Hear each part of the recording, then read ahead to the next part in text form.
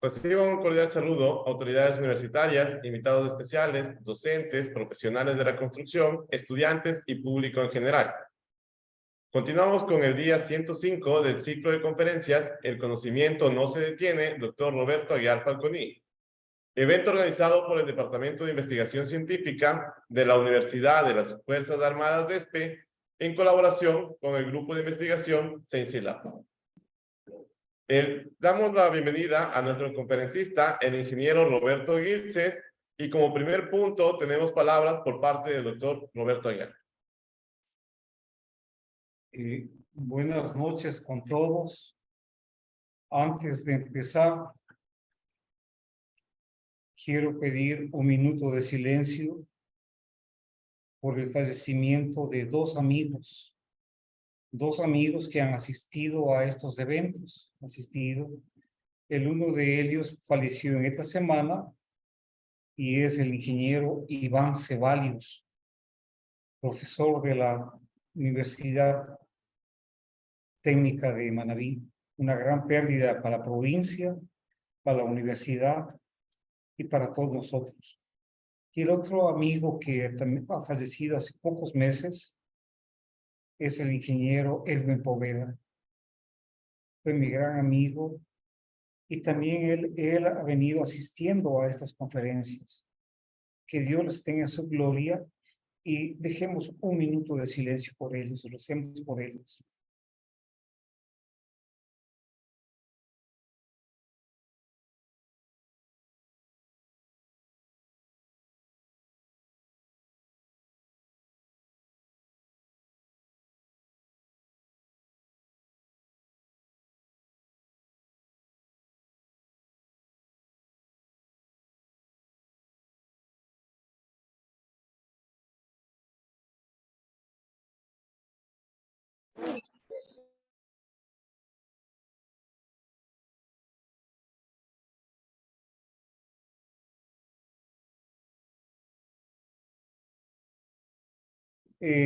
Ahora, yo estoy contento con que el primer conferencista de los estudiantes de la maestría de la Universidad Técnica de Manabí y de la ULEAM sea el ingeniero Roberto Guilces.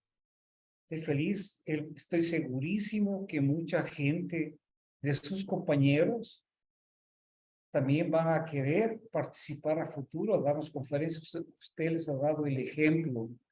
Estamos muy contentos por esto. Además de que el tema que usted va a presentarnos el día de hoy es de interés de todos los que estamos aquí reunidos para aprender un poquito más. Muchísimas gracias por haber aceptado dictar esta conferencia.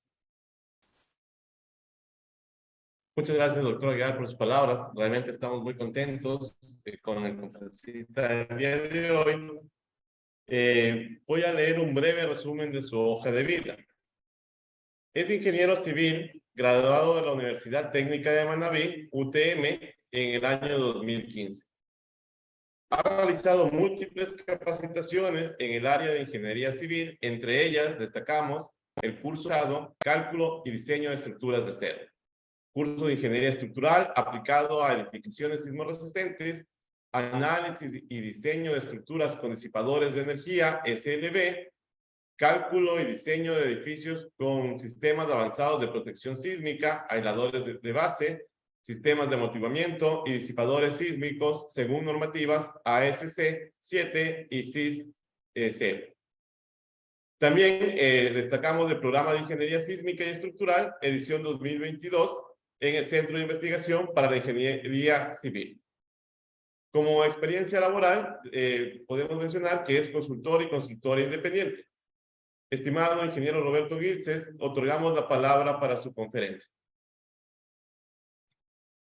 Muchas gracias, doctor Aguiar, por sus palabras. Realmente para mí es un honor estar acá y sobre todo un reto importante, ¿no? Que lo veo más bien como un logro, ¿no? Muchas gracias también, ingeniero Brian, por la bienvenida. Y bueno, pues sin más preámbulo, pues creo que podemos empezar. Voy a compartir mi pantalla. Me confirma, por favor, si están viendo mi pantalla. Sí, estamos viendo y lo escuchamos muy bien, Roberto. Muchas gracias. El tema que he querido comentar acá lo he denominado como comentarios sobre el periodo de vibración de estructuras aporticadas usado en el diseño basado en fuerzas de acuerdo al capítulo sismo resistente. El diseño basado en fuerzas pertenece a la ingeniería convencional, por tanto me pareció prudente iniciar esta presentación indicando un poco los conceptos de la ingeniería convencional. La ingeniería convencional busca aproximar la respuesta de una estructura diseñando esa estructura para una demanda mucho menor que la que en este caso puede experimentar la estructura como tal, dividiendo esa demanda espectral pues, para un factor, en este caso de reducción, que va a depender de la tipología estructural y sobre todo pues, de la ductilidad y la redundancia que pueda llegar a tener la estructura. Como les comentaba, en sí se diseña para una estructura, para una demanda mucho menor, en este caso, bueno, le he denominado cortante de diseño, y a través del mecanismo de disipación de energía, como decir, formación de rótulas plásticas, o a través del mecanismo de ductilidad y redundancia de la estructura, se espera que a partir de este punto la estructura ingrese en el rango no lineal y a través de ese mecanismo pueda lograr el desplazamiento objetivo, en este caso como que si la estructura se hubiese diseñado para toda la demanda en el rango elástico. El diseño basado en fuerzas se lo conoce en la literatura internacional como el método de fuerzas laterales equivalentes. ¿Cómo se aplica el método de acuerdo con nuestra normativa? Por acá tenemos pues que en primer lugar se debe determinar un espectro de diseño que va a estar en función de la región en donde se encuentre la edificación, las características, en este caso desde el suelo, y sobre todo pues de la peligrosidad sísmica que represente dicha. Luego nos dice, calcule el periodo aproximado, o el periodo, perdón, función de la estructura T sub A, determine un cortante basal en función del espectro, en este caso calculado para la zona en donde se encuentre la estructura en función de ese periodo, y se lo toma como una fracción finalmente del peso de la estructura. Por otra parte, determine, una vez que usted ya determinó ese cortante basal en función de ese periodo aproximado, distribúyalo en altura, luego aplíqueselo en este caso a su modelo que contiene ya rigidez, calcule los desplazamientos y controle en este caso derivas. Entonces acá viene la duda, pero ¿cuánto vale el periodo? Si realmente al inicio pues no se tiene absolutamente nada. Entonces por acá nuestra normativa también nos comenta pues que, o nos da los parámetros para determinar el periodo de vibración. En este caso nos comenta que el periodo de vibración aproximado de la estructura será estimado en función de los dos métodos descritos a continuación. Sin embargo, el valor de T obtenido mediante estos métodos es una estimación inicial razonable que permite el cálculo de la fuerza sísmica para poder dimensionar en este caso la estructura. Entonces, es decir, es un periodo estimado, ¿no? Un periodo inicial para poder arrancar con el diseño.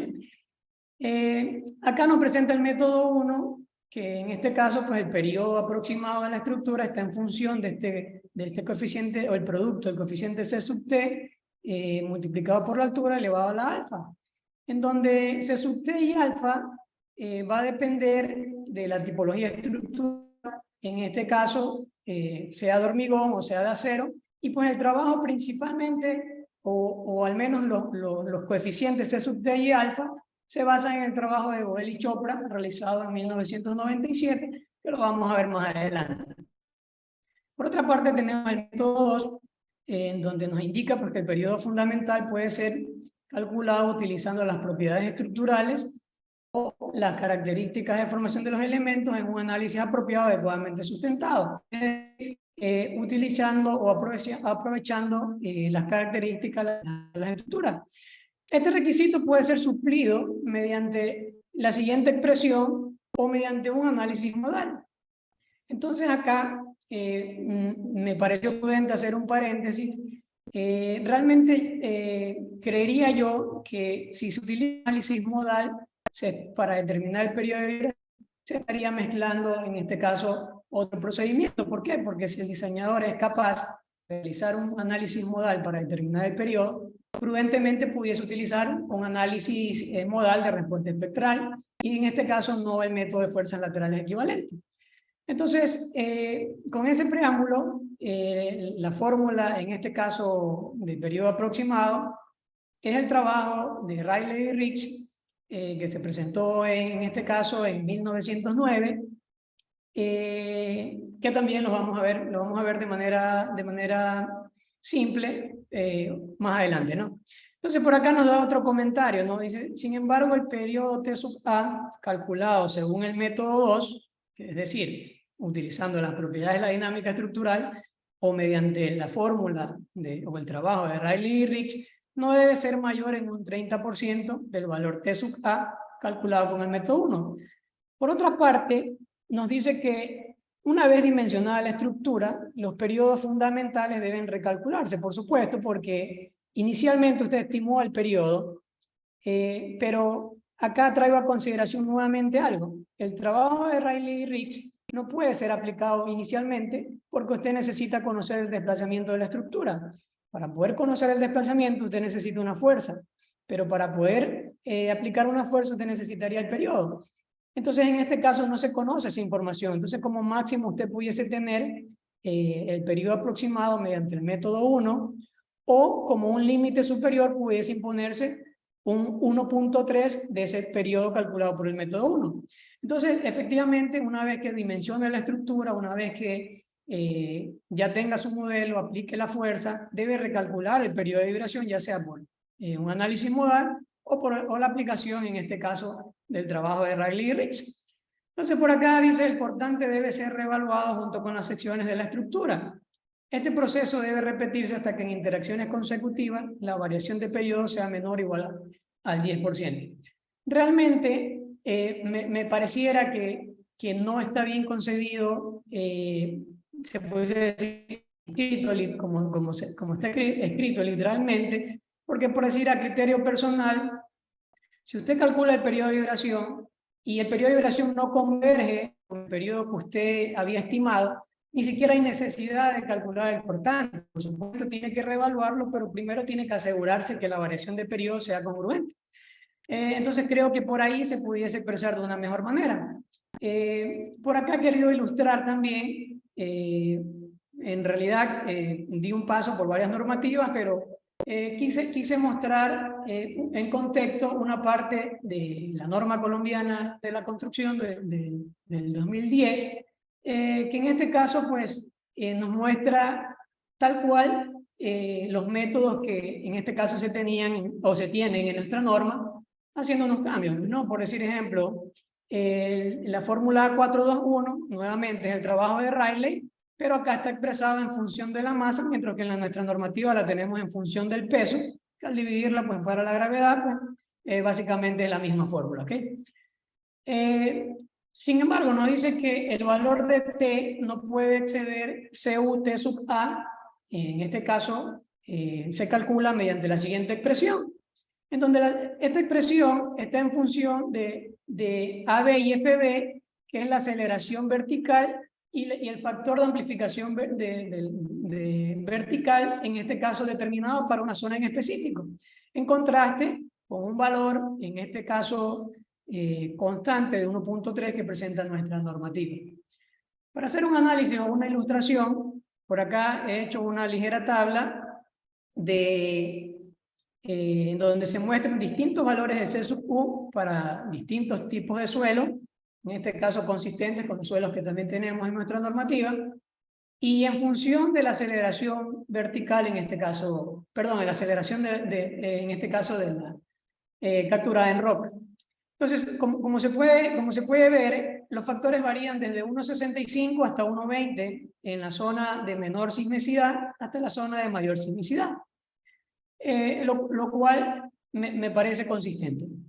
Pero vamos a comentarlo un poco más adelante. Alternativamente, se puede calcular el periodo aproximado mediante la ecuación, en este caso A423, que básicamente es el método 1, que ya lo comentaron, el trabajo de Boel y Chopra en 1997. Y acá, ¿por qué alternativa? En este punto quisiera que leyéramos, que me parece que está mejor en este caso expresado. No indico que nuestra norma esté mal, pero pienso que sí se le pudiese hacer una mejora para evitar una mala interpretación. Entonces, leyendo con detenimiento, pues nos dice el valor T obtenido mediante A421, A423 o A425 es un estimativo inicial razonable del periodo estructural para predecir las fuerzas a aplicar sobre la estructura, con el fin de dimensionar su sistema de resistencia sísmica. Sin embargo, una vez dimensionada la estructura, debe calcularse el valor ajustado de T mediante la aplicación de un análisis modal o de la ecuación A421, que es la fórmula de Rayleigh, para compararlo con el estimado inicial. Si el periodo de la estructura diseñada difiriera en más del 10% con el periodo estimado inicialmente, debe repetirse el proceso de análisis utilizando el último periodo calculado como nuevo estimado, hasta que se converja en un resultado dentro de la tolerancia, en este caso del 10%.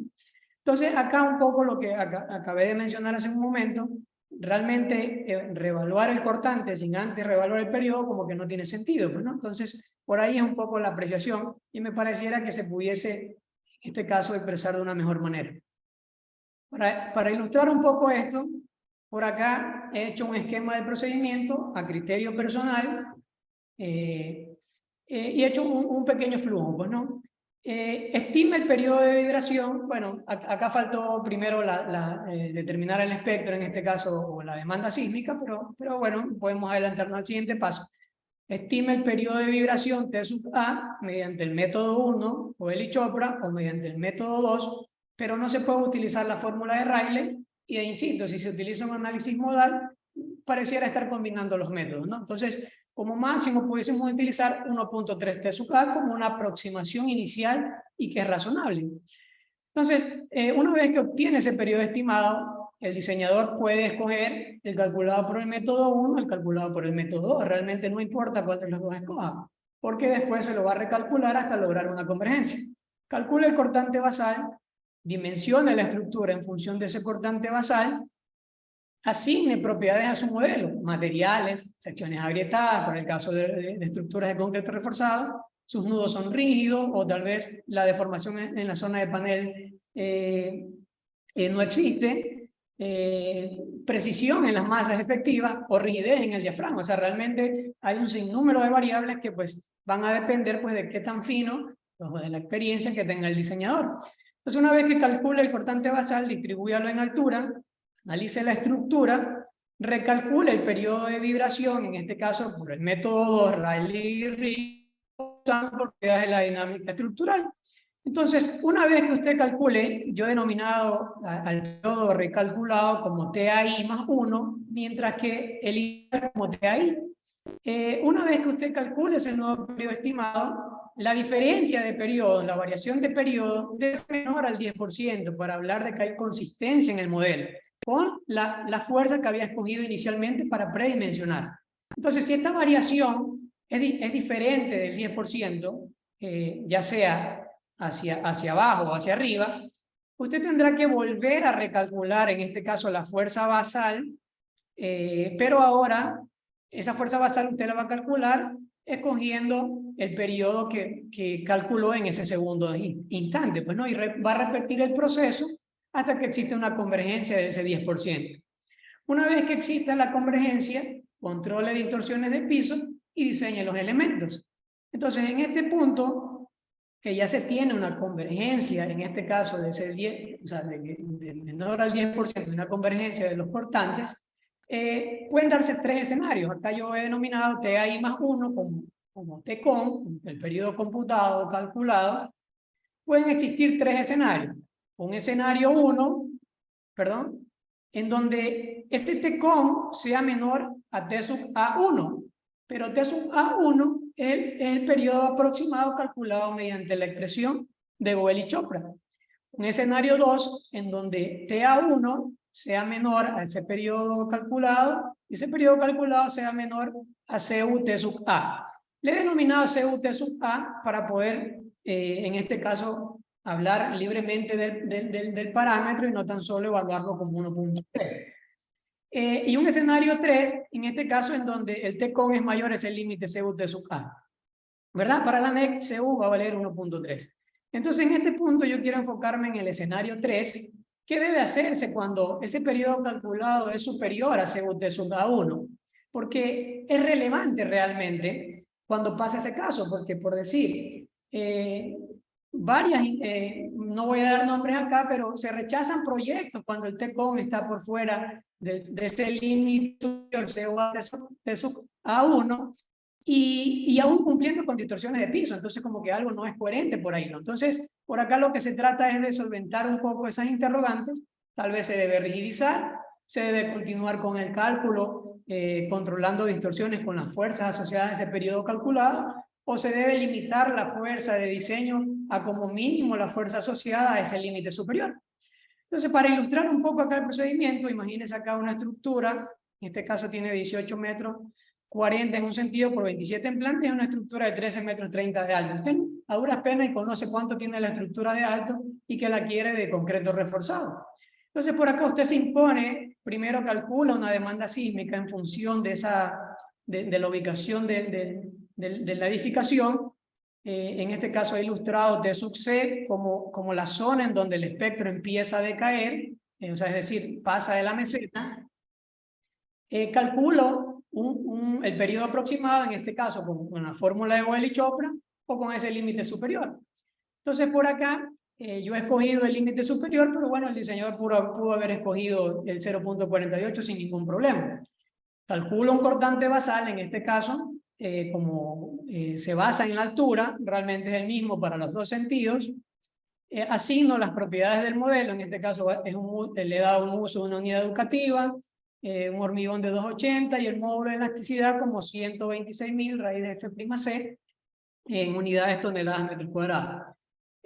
Para el modelo he utilizado inercias efectivas 0.5 en viga y 0.7 en columnas. He utilizado nudos rígidos y la masa efectiva, en este caso escogida en función del uso de la estructura, pues bueno, le he dado un 100% de la carga, en este caso muerta, más un 25% de la carga viva.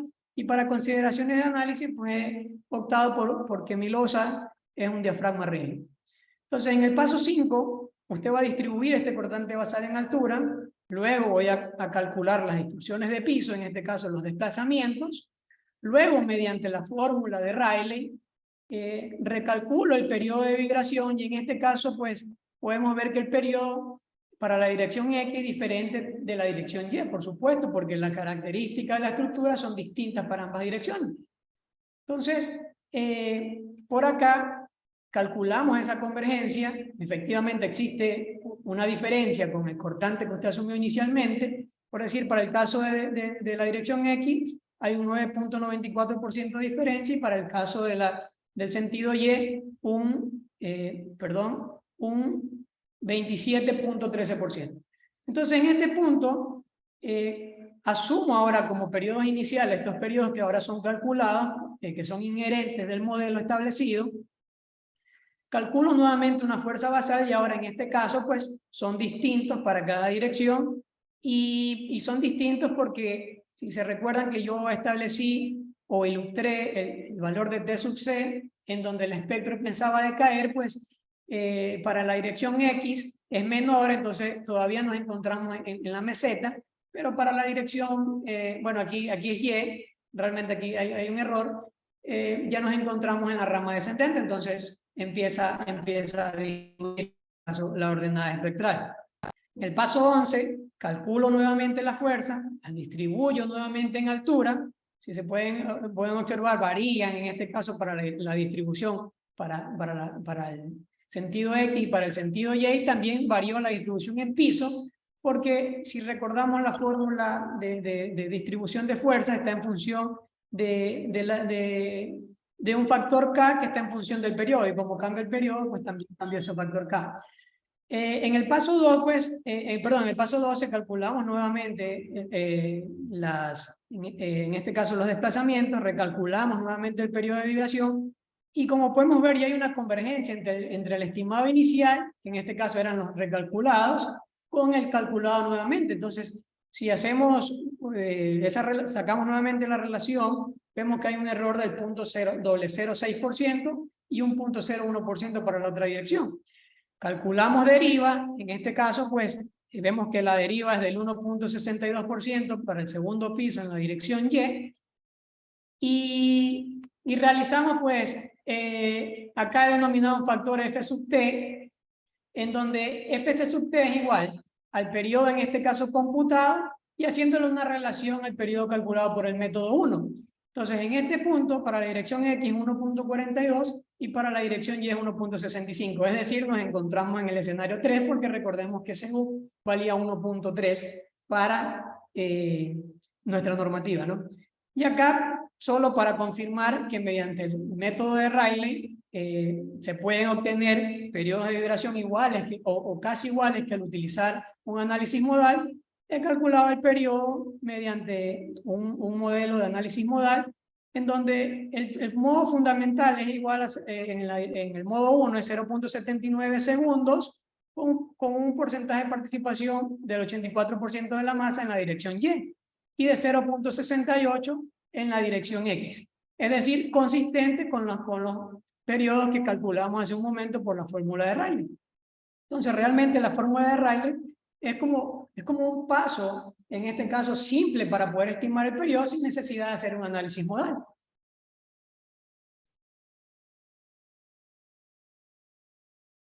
Entonces, por acá quiero mostrar en qué consiste el método de fuerzas laterales equivalentes, de acuerdo a la literatura encontrada en el libro de Paula y Presley, 1992, nos dice que el método de fuerzas laterales equivalentes, pues primero, principalmente se basa en la respuesta elástica. Segundo, si bien es cierto, se basa en la respuesta elástica, realmente es una aproximación de la respuesta de la estructura. Implica desconocimientos de, en este caso, el tamaño de los elementos que al inicio no se tienen, implica que usted no conoce o la demanda en este caso de entrada es incierta, porque si bien es cierto se lo puede aproximar a través de un espectro, realmente no es una demanda real, pero que sin embargo es la mejor opción que tenemos pues, para poder aplicar el método, ¿ok? Entonces por acá tenemos también varios pasos de cómo se lleva a cabo el método. Primero, estima el periodo fundamental, elija apropiadamente las características, en este caso el coeficiente basal, calcule el cortante basal, distribúyalo en altura, analice la estructura con esa fuerza, calcule momentos y cortantes y estime desplazamiento y controle derivas, ¿no?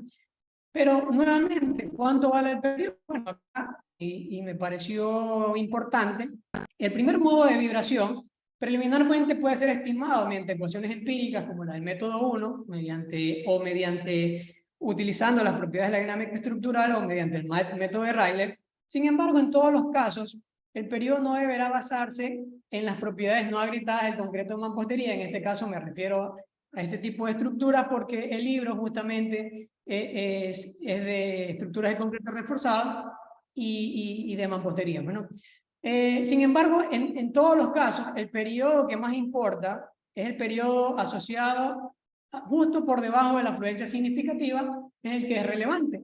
Pero ¿por qué es relevante el periodo asociado justo por debajo de la afluencia significativa? Por acá ilustro una imagen, en este caso obtenida del estándar americano AC7, en donde se observa una curva de capacidad de una estructura real, en donde a través del mecanismo de disipación de energía, de formación de rótulas plásticas, de utilidad y redundancia, la estructura pues ingresa en el rango no lineal. Y estos puntitos que se ven acá pues son la formación de rótulas plásticas a medida que se incrementa la demanda. Entonces, justamente cuando ocurre la primera rótula, la primera influencia significativa, la rigidez de la estructura empieza a decaer significativamente. Entonces, por acá, por eso es que se necesita capturar ese periodo. Entonces, cuando usted pasa la primera afluencia significativa, pues ya empieza a tener daños importantes en la estructura, pues va a depender de cuál es el desempeño que usted pudo darle o espera que tenga su estructura. Como dije antes, el método 1 se basa en el trabajo de Boyle y Chopra. Por acá quiero mostrar un poco. El trabajo principalmente se basa en comparar las ecuaciones con las que se calculaba el periodo de vibración en la década de los 90, como por decir ejemplo, la establecí en el VC del 97, y compararlo con datos, en este caso obtenidos, de edificaciones, en este caso sacudidas, ante aceleraciones después de un terremoto. En este caso cogen estructuras, en este caso de 8 que sufrieron, en este caso han pasado por 8 terremotos del estado de California, iniciando con el sismo de San Fernando en 1971 y terminando con el sismo de Norwich en 1994. Y acá, solo como una introducción, o sea, en este caso los datos que son más relevantes, pero que son difíciles de conseguir, son de estructuras sacudidas fuertemente, pero que no hayan sido deformadas en el rango inelástico, nuevamente en consistencia con lo que comentaba Paula y Presley. Entonces, por acá, la base, en este caso, que optó Boyle y Chopra, pues son una base de 37 edificios de concreto reforzado, en donde a través de instrumentación se logró captar su periodo de vibración después de los sismos que se describen por acá. Entonces, se compararon, en este caso, esta fórmula que está aquí, 0.030, H elevado a 3/4, es la fórmula que estaba establecida en la VC del 97, con 2 límites superiores, 1.2 y 1.4. Como se puede observar, los periodos, en este caso, obtenidos de instrumentación, muchos estaban por fuera de esos rangos. Entonces, Boyle y Chopra lo que trató de hacer en este caso es, a través de análisis de regresión lineal, obtener o ajustar esas fórmulas, ¿no?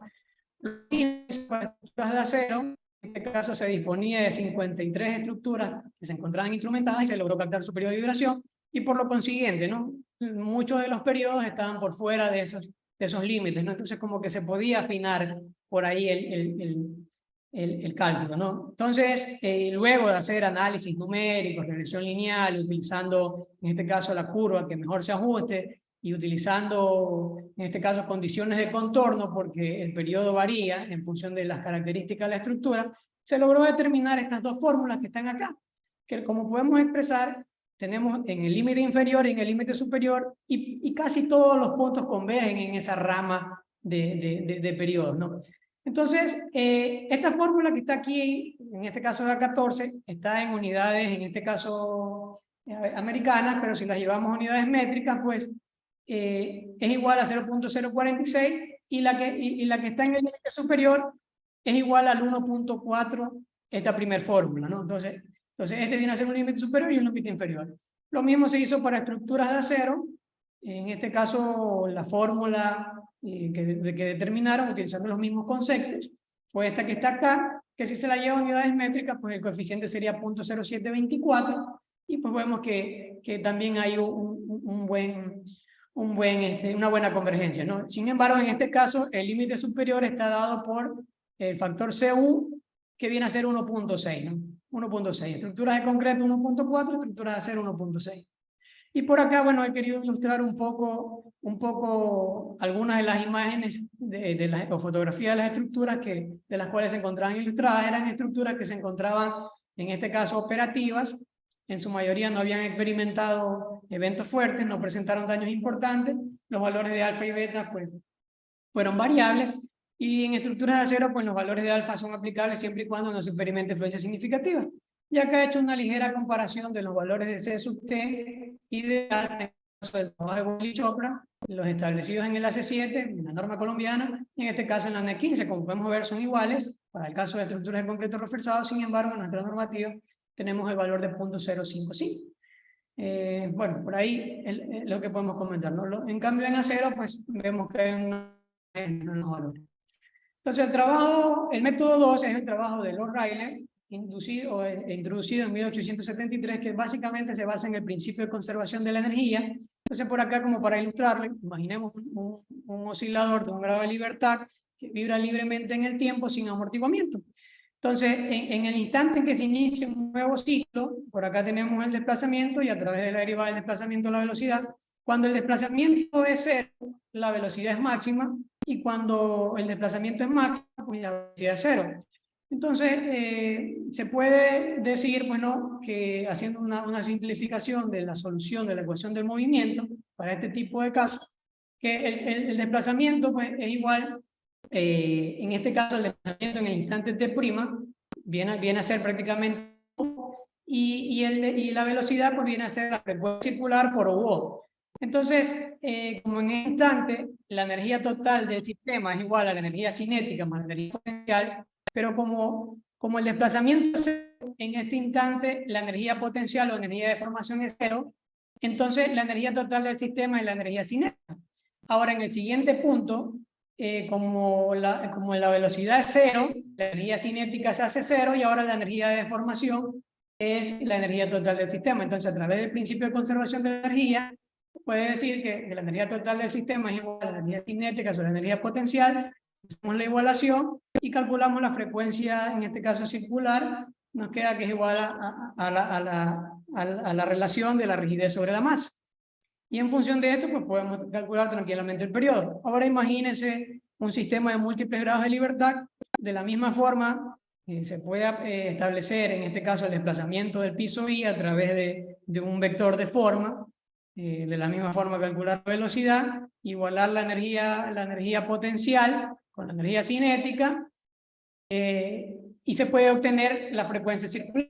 Entonces, si observamos por un momento esta ecuación, este vector de forma que está aquí realmente es un desplazamiento.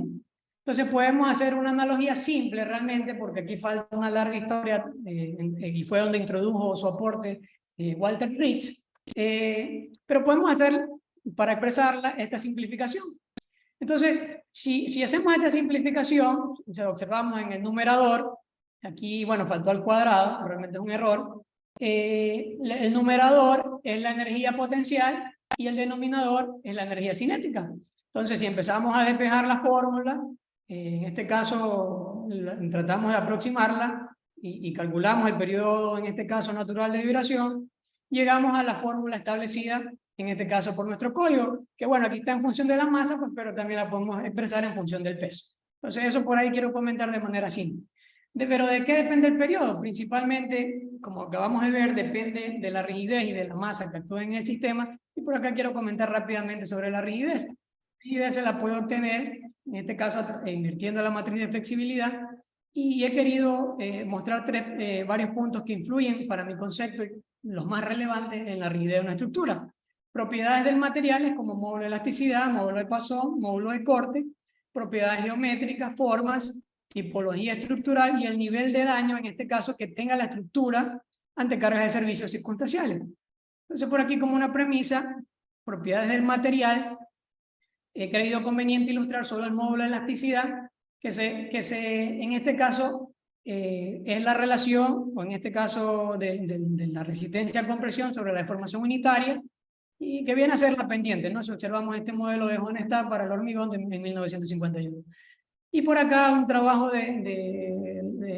bueno, realmente el trabajo es tomado de Lean, pero yo lo leí en un artículo de Tena Colunga, en donde, como se puede observar, para un mismo valor de F'C existen un sinnúmero de módulos de elasticidad. Entonces no tan solo es como realmente utilizar una fórmula y multiplicarla por la raíz de la resistencia a la compresión, pero sí nos da una ligera aproximación.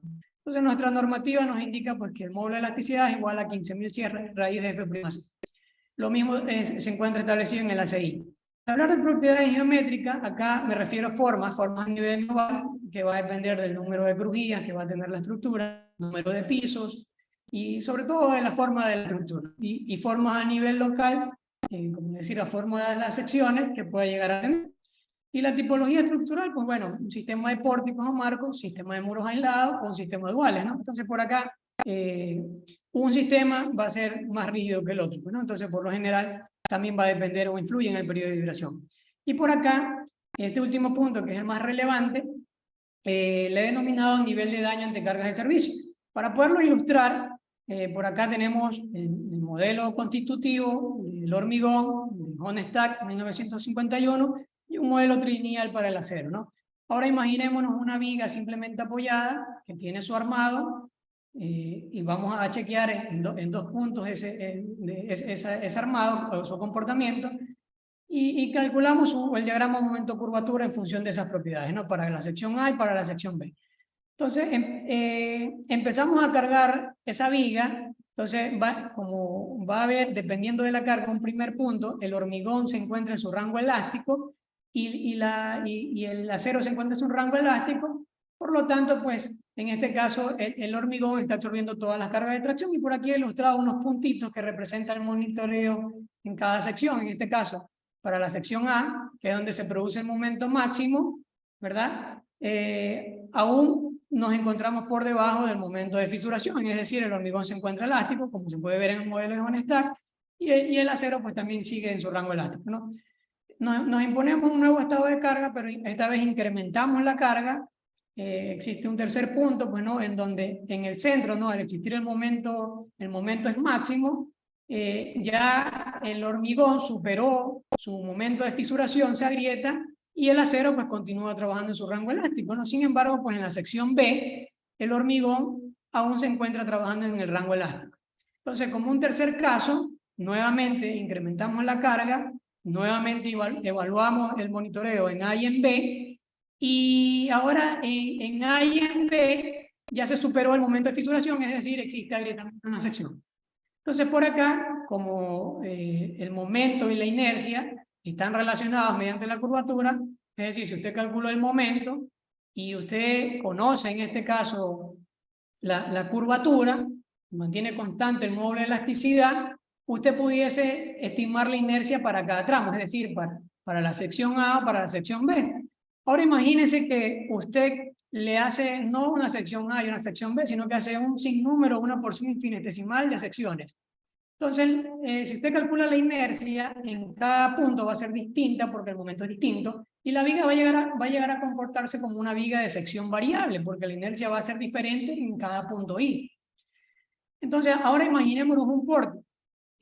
La solución del pórtico, bueno, es igual, está dada por la solución del problema primario más la solución del problema complementario. Pero para resolver el problema complementario, usted necesita saber la rigidez del elemento. Entonces, por acá, si usted no conoce, en este caso, para poder determinar la inercia efectiva, necesita el momento, para poder calcular el momento necesita la rigidez, entonces realmente usted debería iniciar el cálculo con inercias gruesas, nuevamente solucionar el sistema, calcular las inercias efectivas como lo hicimos en el paso anterior, calcular nuevamente la rigidez del elemento, invirtiendo la matriz de flexibilidad, en este caso, y utilizando las propiedades, o en este caso los coeficientes de flexibilidad para una viga de sección variable en la longitud del elemento. Calcule en este caso la rigidez, vuelva a solucionar el sistema, calcule nuevamente las inercias efectivas hasta que se logre una convergencia. Bueno, entonces, una vez que se ha entendido un poco el nivel de daño, quiero ilustrar acá con el trabajo de Hayes, 1974, que es en el que se basó, es la tesis doctoral de maestría de Hayes, en el que se basó el trabajo de McGregor y Hayes en 1997, que es el que encontramos en la normativa, en este caso americana, para el cálculo de inercias efectivas. Entonces, acá Hayes se impuso un modelo, en este caso, utilizando el aporte de la losa, en donde tenía en este caso determinado el acero a tracción, el acero a compresión para la zona A, y el acero en tracción y el acero en compresión para la zona B. Y bueno, antes de proceder al cálculo, analicemos rápidamente las propiedades de esta sección. Es una viga de casi 8 metros de longitud, la altura de la viga es de 30, perdón, la base es 33 y la altura 57 con un recubrimiento de 6 centímetros, es decir, tenemos una relación L para H de 14 y una relación H para B de 1,73. Esos son datos que realmente son buenos calcularlos como para poder tener un dominio del modelo. Pues, ¿no? Asimismo, sacando las cuantías, pues vemos que utilizaron cuantías bastante importantes y la consideración es que el acero de tracción es igual al acero de compresión. Entonces ellos, en este caso Hayes, ¿sí? Se hizo el análisis para 3 estados de carga. Un estado de carga gravitacional, un estado de carga lateral y una combinación de los dos. Entonces, para establecer la intensidad de la carga, él denominó un coeficiente N, en donde N va a estar viene a ser la demanda-capacidad con referencia a la resistencia de la sección. Es decir, Si mi sección resiste 10 y yo tengo un momento de 5, pues N va a valer 0.5. Lo mismo hizo para la carga lateral, pero en función de ese MU, ¿no? Entonces, luego, o sea, calculó los diagramas momento-curvatura, en este caso, para la zona, para la zona que se encuentra traccionada y para la zona que se encuentra en tensión, y pudo obtener estas gráficas de acá. Entonces, en este primer espacio, netamente es carga gravitacional, en donde usted puede ver que si usted tiene una demanda capacidad de 0.40, la inercia efectiva es casi igual a la inercia gruesa, es decir, existe agrietamiento, pero poco. Entonces, a medida que se incrementa la carga, el agrietamiento se pudiese decir más, y ese factor, en este caso de rigidez, se aproxima a 0.5, ¿no? Lo mismo para carga lateral, sin embargo, para carga lateral es mucho más crítico, es decir, para demandas capacidades de 0.30 ya tenemos un agrietamiento de 0.5, ¿no? Y haciendo una combinación de ambos, se pueden obtener estas dos gráficas, ¿no? Acá, esta gráfica ilustra una demanda capacidad de 0.90 y la gráfica de la derecha ilustra una demanda capacidad de 0.75. Entonces, por acá, N sobre U, recuerde que N es la magnitud de la carga gravitacional y U es la magnitud de la carga lateral. Entonces hay dos casos, ¿no? Solo para ilustrar. En una zona altamente sísmica va a gobernar la carga sísmica y la carga gravitacional, por decir, va a ser más baja. Es decir, para llegar a esta demanda capacidad de 0.90, y si establecemos que la carga gravitacional está alrededor del 60%, quiere decir que el 30% es la carga lateral, entonces este coeficiente N sobre U viene a ser igual a 2, ¿verdad? Pero si hacemos al revés, si para una zona de baja sismicidad va a gobernar la carga gravitacional, entonces para llegar a 0.90, imagínese N igual a 0.8 y la demanda sísmica como 0.1, entonces N sobre U va a ser igual a 8. Entonces por acá vemos que para zonas altamente sísmicas, pues el agrietamiento se produce, se puede decir incluso incluso por debajo de 0.5, ¿no? Y si la demanda capacidad es menor, pues el agrietamiento va a ser menor. Entonces eso por ahí. Entonces para dar ilustración o contexto, por acá recordemos la misma estructura que teníamos inicialmente para hacer la ilustración del método de fuerzas laterales equivalentes. Entonces acá en el paso 1, pues las propiedades del modelo, unidad educativa, bueno, que son las mismas que ya tenemos, pero en este caso, en vez de utilizar secciones con inercias efectivas de K igual a 0.5, vamos a utilizar como inercias gruesas para poder empezar el método, empezar la iteración. Y 0.7 en columna, pues para ser consistentes con el modelo. Entonces, masas efectivas, que ya la vimos, cargas de entrepiso, 280 kilos, para sobrecarga, el peso propio que tenga la estructura, y como cargas vidas 490 kilos. Acá creo que tengan en cuenta que 490 kilos es una carga importante, ¿no? Entonces, y para la losa, la diferencia es que se utilizó una sobrecarga de 150 kilos por metro cuadrado y una carga viva de 71 kilos por metro cuadrado. Entonces, por acá calculamos el periodo de vibración, en este caso con inercia gruesa, como nos encontramos en la rama, en la meseta del espectro, el periodo va a ser igual. Calculamos en este caso qué tanto nos alejamos en este caso de la fórmula de Boyle-Chopra, 1.10 para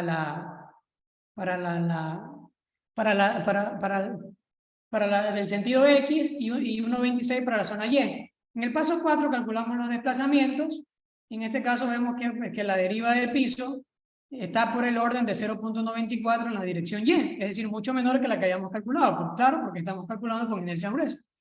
Entonces, por acá, imagínense que se le asigna la 0 de refuerzo al modelo, se calcula, en este caso utilicé modelos constitutivos para el hormigón, el modelo Honestar, y un modelo elastoplasto para el acero, es decir, una vez que alcance la fluencia, ya se ha formado una rótula plana. Calculo los diagramas momento-curvatura utilizando, en este caso, el formulario de Parr. Y en función de esta curvatura, es decir, como yo calculé con inercia gruesa, puedo conocer el momento, entro al diagrama, conozco la curvatura y puedo calcular la inercia, manteniendo constante el valor del módulo de elasticidad. Ahora, invierto la matriz de flexibilidad, hago el cálculo ahora para ese coeficiente, en este caso establecido de inercia efectiva, y se repite el cálculo hasta que exista una convergencia en el análisis, como lo vimos en la ilustración anterior. Entonces luego aquí he separado para cargas gravitacionales y acá tenemos el pórtico A y D, que son en este caso pórticos exteriores en la dirección X, y vemos que el coeficiente K, que básicamente relaciona la inercia efectiva sobre la inercia gruesa, es decir, que la inercia efectiva es un porcentaje de la inercia gruesa, ante cargas gravitacionales, lógicamente va a depender del armado, pero para el armado que tiene este modelo, que como dato no lo diseñé yo, sino que utilicé o pedí a varios colegas distintos, en este caso diseños, y utilicé una de ellas al azar para no inducir el resultado. Entonces por acá vemos que ante cargas gravitacionales, ese coeficiente K es cercano a la unidad, es decir, básicamente no existe, ¿no? Lógicamente el pórtico exterior tiene cargas mucho menores que un pórtico interior. Entonces por acá ilustramos un pórtico interior y básicamente sucede lo mismo, ¿no? Y las demandas capacidades están alrededor del 17%, 15%, 15%, porque ese es el armado que se le dio a ese diseño. Entonces lo mismo hacemos ahora para la otra dirección y ocurre básicamente lo mismo, pero por acá ya empieza a perder en este caso rigidez, porque en este caso la luz es de 6 metros y casi tienen los mismos armados, ¿no? Es consistente. Entonces por acá también de la misma forma ilustramos un pórtico intermedio, vemos que la rigidez en este caso empieza a disminuir mucho más porque la carga es mucho más. Y acá he hecho calculado el periodo fundamental, pero utilizando esas inercias efectivas en función de las cargas gravitacionales. Vemos que el modo fundamental es para la dirección Y 0.56 y para la dirección X 0.51, mucho menos que el que habíamos capturado calculando con propiedades agrietadas de acuerdo con el modelo que nos impusimos. Entonces por acá, si hacemos una referencia, en este caso con relación al método 1 o el Chopra, para el sentido X nos encontramos en 1.06 y para el sentido Y en 1.18.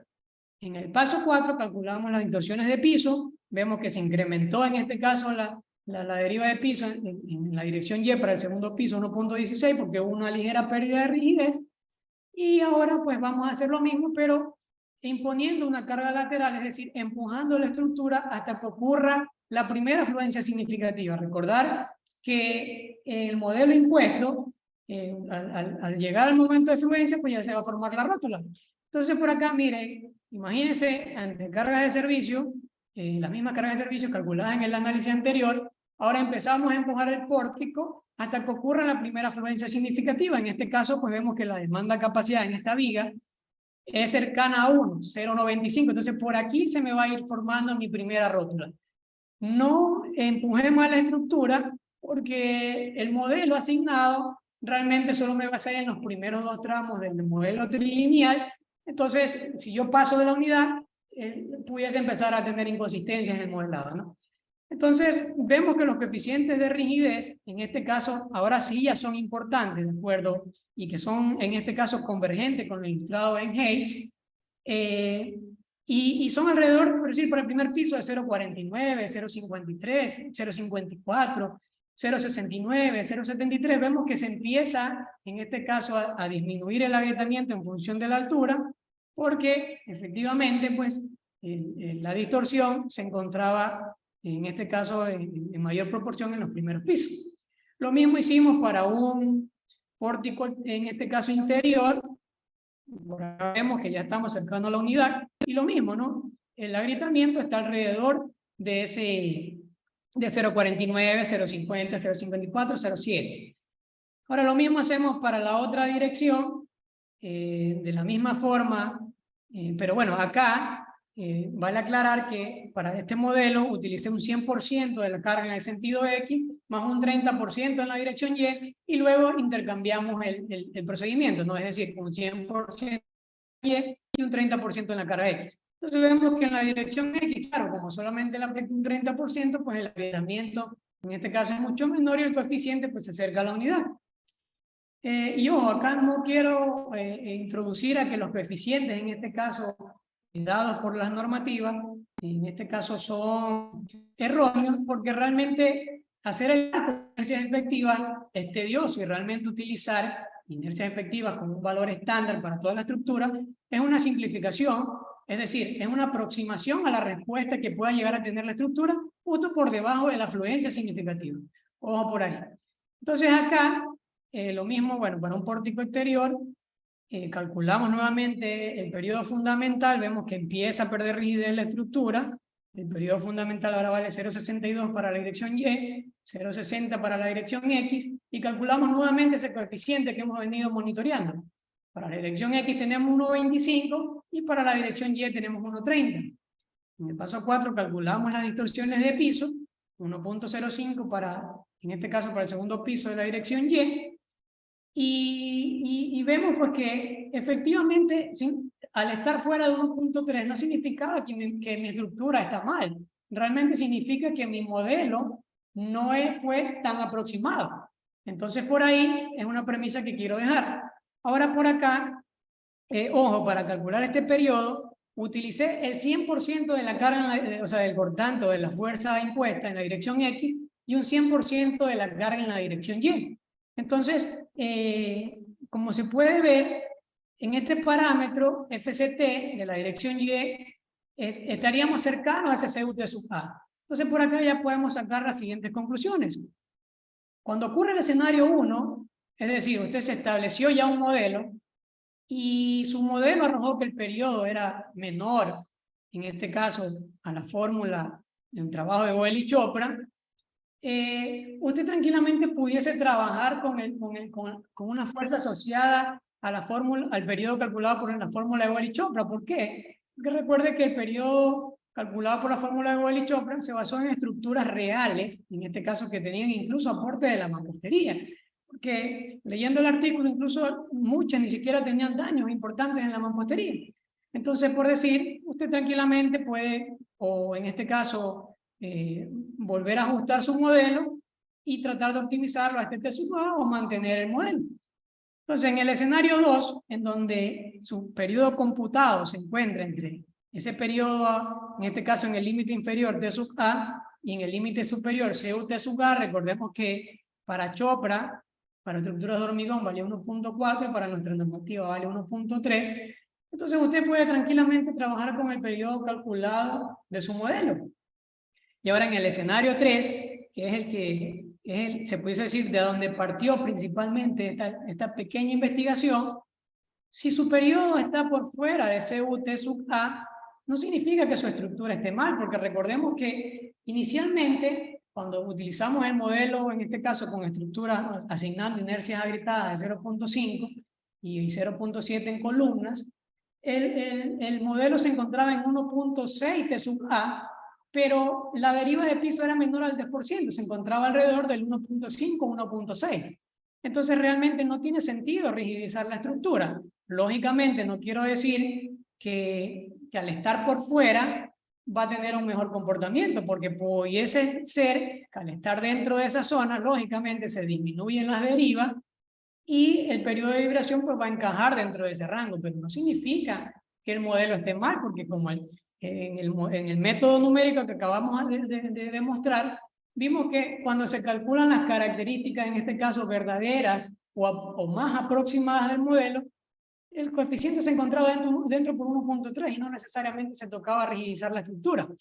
Entonces por acá la recomendación es, en este caso, para calcular el coeficiente basal, ¿verdad? Usted debe calcularlo con el periodo asociado a máximo CUT sub A calculado en el límite inferior, porque recuerden que si usted lo calculaba utilizando el primer modelo, usted puede estar, en este caso, subestimando la demanda, porque resulta que la rigidez real o más aproximada tenía mayor rigidez y le correspondía un cortante basal mucho mayor. Entonces, por acá, en cambio, para el cálculo de derivas, usted puede calcular con su periodo, en este caso, computado. ¿Por qué? Porque ese es el modelo que usted se impuso. Y no significa que está mal, significa que las consideraciones que usted utilizó tal vez no fueron las más reales, pero no necesariamente la estructura básicamente estaría mal diseñada, ¿verdad? Y ojo que el modelo utilizado fue un modelo de una estructura que se encuentra en este caso operativa y que ya tuvo ya ha tenido varios eventos, ¿no? Bueno, y por acá, antes de terminar, mis agradecimientos fraternos al doctor Adrián Tola, al doctor Jordi Mieles, que bueno, fueron los que en este caso escucharon en primera instancia este trabajo y lograron promocionarlo. Por acá también agradecerle al futuro doctor Brian Cagua, que de una u otra forma pues me ayudó facilitando algunas, en este caso, funciones del programa SAINCILAC, que me ayudó a desarrollar este trabajo, ¿no? Y también mi agradecimiento cordial al doctor Roberto Vial Falconi, sobre todo por la oportunidad y en este caso darme el honor de intervenir acá en este espacio de renombre, ¿no? Muchas gracias por la atención, pues atento a sus comentarios.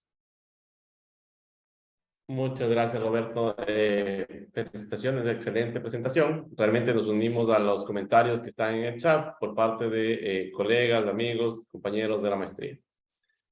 Entre ellos destacan, excelente exposición, Roberto, felicitaciones, muy buena conferencia y siempre hay comentarios positivos al respecto de la conferencia de hoy.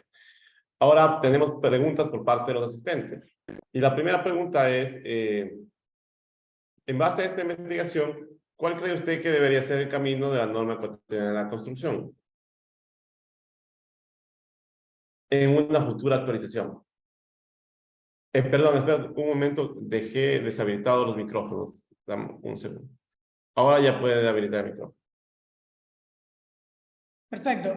Bueno, habría que aclarar en qué sentido, ¿no? Pero mi recomendación acá es, primero, pues, separar, en este caso, esclarecer las características o procedimientos de cada método, como por decir ejemplo, si uno lee la normativa americana, en este caso el estándar AC7, ellos tienen los procedimientos por separado, ¿no? El método de fuerzas laterales equivalentes tiene su procedimiento, método de análisis modal de respuesta espectral tiene su procedimiento, el análisis historia de respuesta lineal tiene su procedimiento y así sucesivamente con los procedimientos no lineales.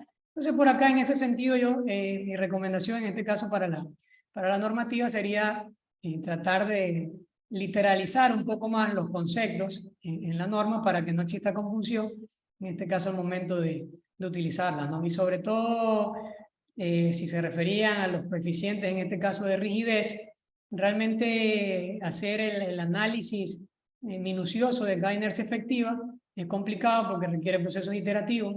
Realmente yo solo presenté un resumen, pero había muchas veces en que no convergía e incluso demoraba bastante la máquina en lograr hacer esa convergencia. Entonces, el ACI, si se leen los comentarios, el ACI dice que los valores, en este caso, de inercia, o sea, de agrietamientos establecidos, pueden capturar, en este caso, las propiedades de rigidez justo por debajo o un poco más allá de la afluencia significativa. Entonces, no significa que esté mal, y como pudieron ver, realmente no se aleja tanto de la realidad. Entonces, como una aproximación no significa que esté mal los coeficientes de agrietamiento, simplemente es una manera simple de aproximar una respuesta. Es por ahí es por donde le podía entender y lo que le puedo comentar. Muchas gracias, excelente respuesta. En este punto vamos a dar paso a palabras por parte del doctor Roberto Vial. Ingeniero Roberto Gilces, felicitaciones, una magnífica conferencia. Y como dije hace un rato, usted es el pionero de las nuevas generaciones de estudiantes de la maestría de la UTM que van a animarse a dar futuras conferencias en este espacio. Lo que usted ha dado va a servir de mucha utilidad para cimentar bien los conocimientos en este tema tan complejo, digámoslo así, como es la determinación del periodo fundamental de una estructura para los análisis, de cálculo de cargas y para los análisis de los desplazamientos. Felicitaciones y siga adelante. Esperamos contar con usted en un futuro cercano, cuando se gradúe de máster, desde luego, ¿no? Muchas gracias, muchas gracias. Si me invitan, claro, por supuesto, ahí estaremos. En este punto me gustaría compartir mi pantalla. Hacer entrega de un certificado de reconocimiento que se otorga al futuro magíster en ciencias, Roberto Gilces, En agradecimiento a la difusión del conocimiento y su valiosa participación como expositor en el ciclo de conferencias El conocimiento no se detiene, Dr. Roberto Aguiar Falconi, con el tema Comentarios sobre el periodo de vibración en estructuras aporticadas usado en el diseño de fuerzas en el capítulo de sismo resistencia. Firma Dr. Roberto Aguiar, organizador. Tal vez, Roberto, algún comentario final de su parte. Por acá nada, o sea, realmente, como lo han dicho anteriormente en otra conferencia, el conocimiento no se detiene, nunca se termina de aprender. Realmente se pudiese decir, unos 3 o 4 años, inicié, se pudiese decir, a investigar mucho más a fondo de los conceptos básicos, en este caso, que uno logra obtener en un pregrado. Y pues nada, cada día hay más cosas y para poder tener las bases bien fundamentadas hay que seguir investigando, leyendo y sobre todo basarnos en hombros de gigantes que ya han dedicado su vida a la investigación, pues hay que aprender de ellos también, ¿no? Felicitaciones nuevamente, Roberto. Le deseamos éxito a lo largo de su carrera profesional, de su vida personal. Estamos seguros de que va a tener una brillante carrera académica en el futuro, profesional también. Y contaremos seguramente con su presencia nuevamente acá. Les agradezco también a todos por acompañarnos todos los lunes a las 19 horas. Y tengan una buena noche. Hasta el próximo lunes. Pasen muy bien. Adiós.